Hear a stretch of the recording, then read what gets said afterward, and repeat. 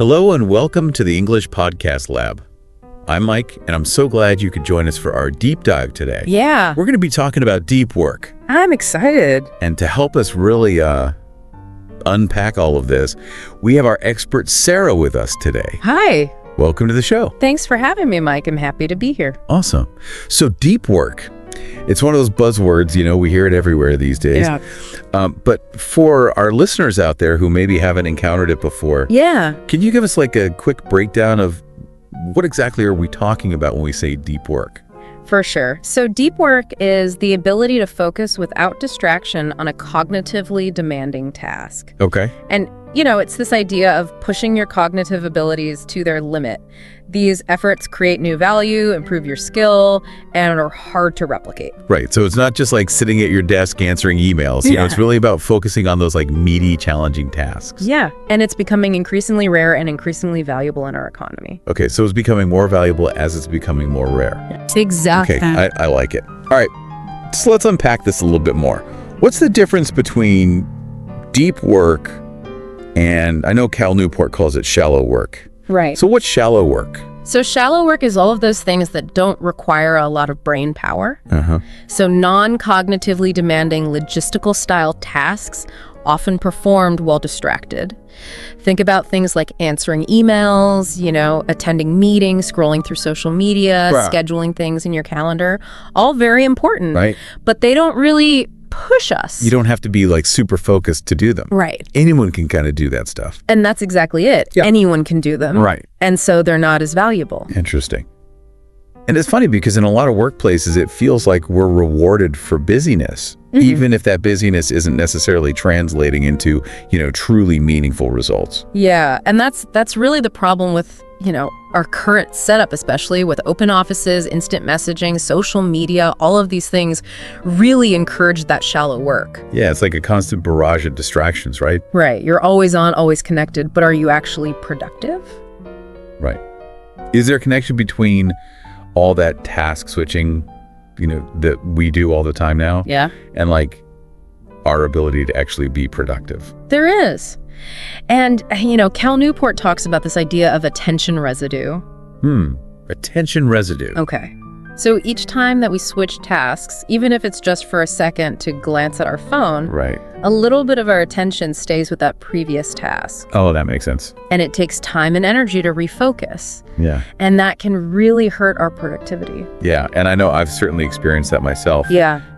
I'll be working on something and then, a notification pops up and you just look at it real quick and then it takes you like 5 minutes to get back into what you were doing. Exactly. And it wears you down over time. Yeah, for sure. Yeah. Okay. So, we've talked about this idea, deep work being about productivity. But one of the things that Cal Newport argues is that it's not just about productivity. It's about living a more fulfilling and meaningful life as well. Right. So how does he connect those two ideas? So when we're engaged in deep work, we're really able to push ourselves to our limits. And, we can enter that flow state that people talk about. Right. And when we achieve something in that state of deep work, it's incredibly rewarding. Right. And so that feeling of accomplishment, of creating something valuable, of pushing our boundaries, that's where the meaning comes from. It's interesting because there's a lot of research now about flow states and how they are actually connected to happiness and well-being. Exactly. So it's almost like we're rewiring our brains to focus on, the positive and the meaningful and the challenging rather than constantly being pulled into the shallow end. That's a great way to put it. Cool. And I imagine this is a skill that we can apply to any area of life, right? Absolutely. So it doesn't have to just be work. Think about hobbies, creative pursuits, learning something new. Deep work can really enhance any activity that we're passionate about. So takeaway here is that deep work isn't just a productivity hack. Right. It's a way to tap into our full potential, both professionally and personally. Absolutely. But the question is, in today's world, which is so hyper-connected and full of distractions, how do we actually do it? Right. How do we cultivate this ability? How do we carve out that space and that time for deep work? Right. And we'll dive into that right after a quick break. Sounds good. It's all about, recognizing that deep work is a skill. And like any skill, it needs to be practiced. Yeah, it's like going to the gym, right? You don't just walk in one day and bench press 300 pounds. Exactly. It takes time. Yeah, you got to train for it. You got to build up to it. Absolutely.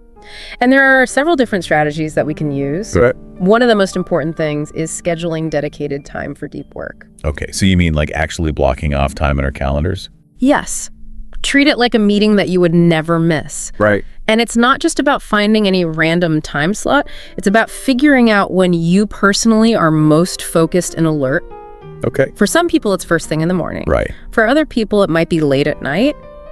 Experiment and figure out what works best for you. Okay, and then protect that time like fiercely. Exactly. No distractions allowed. Turn off the notifications. Put your phone on airplane mode. Close any unnecessary tabs on your computer. Create a distraction-free environment where you can truly immerse yourself in the task at hand. Easier said than done, though, right? It takes a lot of discipline. Yeah, especially in today's world, where we're so used to constant stimulation and instant gratification. Which is why Cal Newport talks about the importance of embracing boredom. Wait, embrace boredom? That sounds kind of counterintuitive. It might sound strange, but hear me out. We're so used to constantly filling every moment with some kind of stimulation.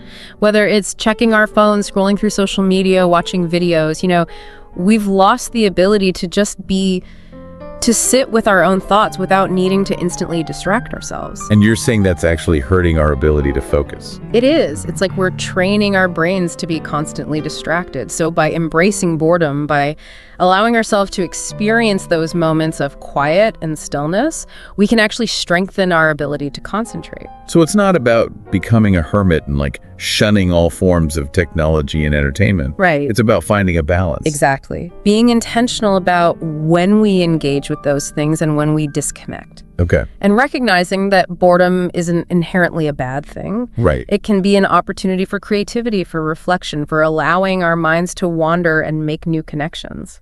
Okay, so how do we actually practice this whole embracing boredom thing? Well, it can be as simple as just sitting quietly for a few minutes each day with no distractions. Or you can try things that encourage mindfulness, like meditation or going for a walk in nature without your phone.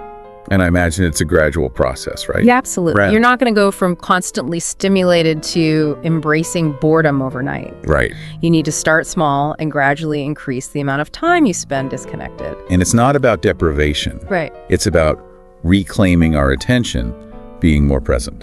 Absolutely. And the more we practice, the more we'll realize that those moments of quiet and stillness can be just as rewarding, if not more so, than the constant distractions that we're so used to. Okay, let's talk about a big source of distraction for a lot of us, social media. I mean, it's practically designed to keep us hooked and scrolling for hours. Right. How do we manage that in a way that supports deep work? Well, Cal Newport talks about this idea of using a craftsman approach when choosing which tools to use. Craftsman approach, what's that? So it's about being intentional about the tools that we use and asking ourselves if they're truly serving our values and goals. So rather than just, adopting any new tool that comes along that offers some benefit, Exactly. we should really think carefully about whether the benefits outweigh the potential downsides. Exactly. And so in the case of social media, asking ourselves, is this really adding value to my life, or is it just sucking up my time and attention? Yeah, does that mean we have to completely quit social media to do deep work? Not necessarily.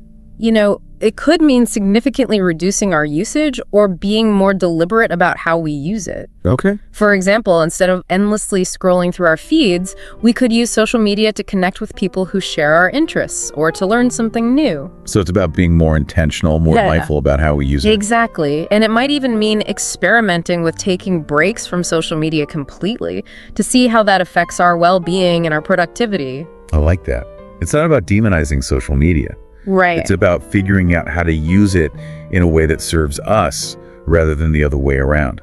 Exactly. And I think that same principle can be applied to other potential distractions.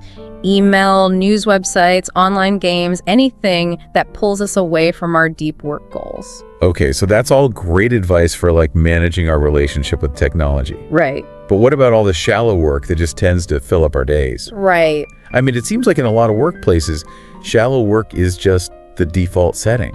It's true, but there are ways to push back. Oh, You can try batching similar shallow tasks together. Okay. So, for example, answering all your emails at a designated time rather than constantly checking your inbox. Right. Or look for ways to automate or delegate certain tasks. So being proactive, taking control of our schedule. Exactly. Okay. And then Cal Newport also talks about this idea of creating rituals around your deep work sessions. Rituals? Like what? It could be something as simple as making a cup of tea, lighting a candle, putting on noise-canceling headphones. Okay.